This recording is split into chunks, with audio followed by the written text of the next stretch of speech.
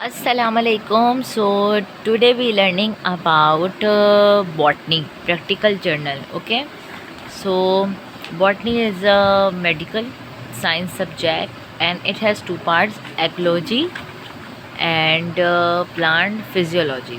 So first we learn about ecology. Okay. So this is a experiment means practical journal. Okay, so experiment number 1, to determine estimate the population size of various specs by using the quadrant method. quadrant method तो सबसे पहले हम material पढ़ लेते हैं. Measuring tape, rope और tried hammer, 4 scales और iron पर, group, sore field, guides, data books, pencil और pen. Now we read theory. The world is too large for ecologists to study with our sampling. Sampling method can be quantitative outside without looking at every plant or animal. Quantitative sampling involves taking measuring on a small plot that are representative of the larger study area and using the data to respect the entire study area.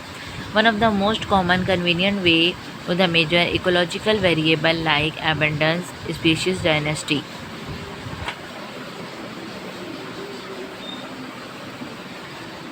अब हम इसके पढ़ते हैं. सबसे पहले species composition, total species list पढ़ते हैं, जिसके अंदर है लोअर, डेंसिटी और फ्रीक्वेंसी.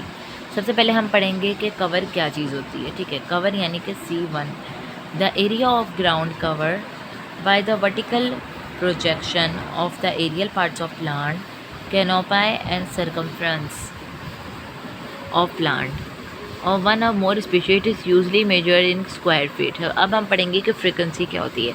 फ्रीक्वेंसी का काम जो है ना वो ये, it refuse to the degree of depression of individual species in an area and usually experiment in terms of percentages occurrence and it can be studied by sampling the study area and the several places at random. It is calculated by the equation frequency.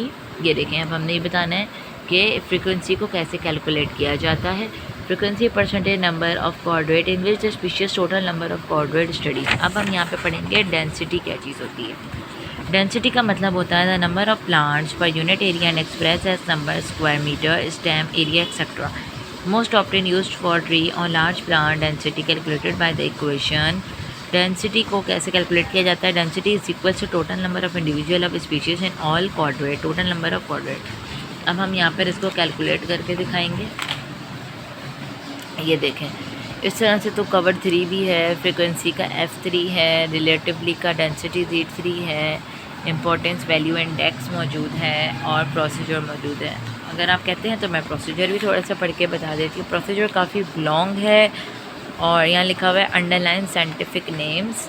ठीक है, अच्छा यहाँ पे क्या है, coordinate method data. ये पूरा जो है ना यहाँ पर डाटा बना के दिखाया गया है.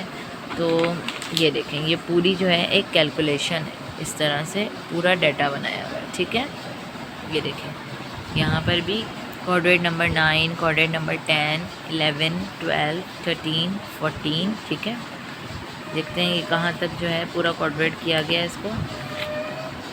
आई थिंक हाँ, 2 पेजेस नहीं है.